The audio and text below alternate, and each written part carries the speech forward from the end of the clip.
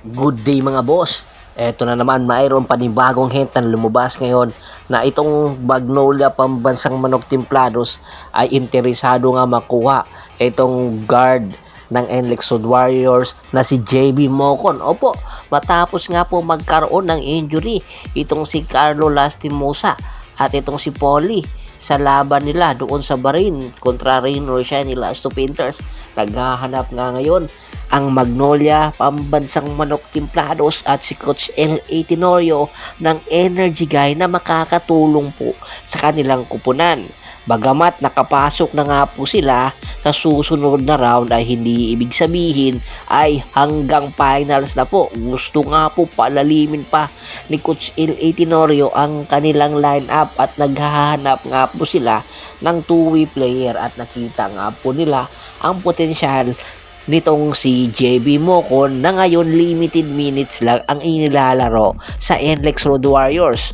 Napakaraming players ang gustong makapaglaro sa Magnolia Pambansang Manok Templados, especially itong si JB Mocon.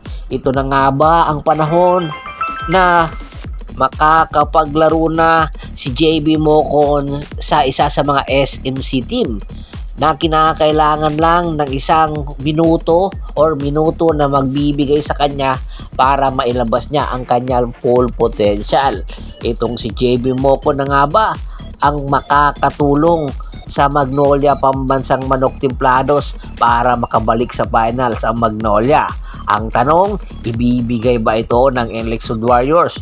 Kung sakali nga pong ibigay ito ng NLEX Sud Warriors, sino naman po ang posibleng ibigay ng Magnolia? Yan ang ating pag-aabangan. Samantala, isa pang update, isang hint na naman po ang lumabas na itong Meralco Bolts ay nagkaka-interest nga pong makuha itong big man na si Greg Slaughter dahil nga po ang negotiation na nagaganap ngayon between Pure Blend Titan at ng kampo ni Greg Slaughter ay hindi po nagkasundo, ay mas mabuting sumali na rin sa negotiation itong Magnolia, rather Meralco Bolts, para nang sa ganon ay kung anong hingin nitong si Greg Slaughter ay maibigay ng Meralco Bolts. Bali po ang magaganap, gagawing trade asset po ito ng Pure Blend Titan dahil ang Pure Blend Titan po ang may-ari ng rights nitong kay Greg Slaughter at ang Meralco Bolts na ang bahala kung sinong player ang po pwedeng ibigay ng Meralco Bolts.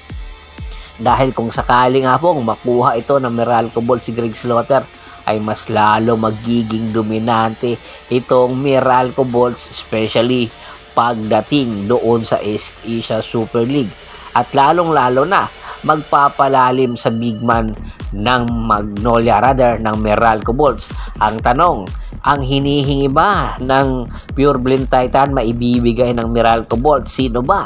Ito nga pong si Raymond Almasan ang hinihinging magiging kapalit nitong si Greg Slaughter. Hindi po itong sikreto na ang Pure Blend Titan nagkaka-interest kay Raymond Almasan. Opo, para nga po magkaroon ng isang legitimate big man din ang Pure Blend at isang shot blocker na po pwedeng makatulong sa ilalim, at nakikita nga po ng Pure Blend Titan ang potensyal nitong si Raymond Almasan. At bagamat limited minutes lang ang nilibigay sa kanya sa Meralco, tiyak mas maraming minuto ang kanyang magagamit o mailalaro kung malilipat ito sa Pure Blend Titan. Tingnan nyo ba kung matuloy ito? Magiging patas ba ang Pure Blend? Makukuha si Raymond Almasan, samantalang itong Meralco Bolts makukuha si Greg Slaughter? Komento na sa baba ng video at pag-usapan natin yan. Once again, this is Percival Monteron at your service. Don't forget to subscribe my sports channel at don't forget to click the notification bell button para nga po maging updated palagi sa kwentuhan. At bago pa natin tapusin ang ating kwentuhan, shoutout muna tayo sa ating mga solid followers na lagi pong sumusuporta sa atin, kay Kagawad Kat sa kinudukusin ng Hagonoy Bulacan, Anthony Laki Alon at sa Laki Alon family, Ronald Bersubidad, John David Gulapa, Ricky Lanza ng Ricky Rider TV ng Tansa Cavite, at si Mr. Julius Roche. Pakibisita na rin po ng Facebook fanpage ko para po maging updated kayo palagi sa NBA at iba pong liga. Hapres PH3, Paul Goso at Bostor para po sa mga karagdagan sports happening. Hanggang sa muling kwentuhan, maraming Salamat po.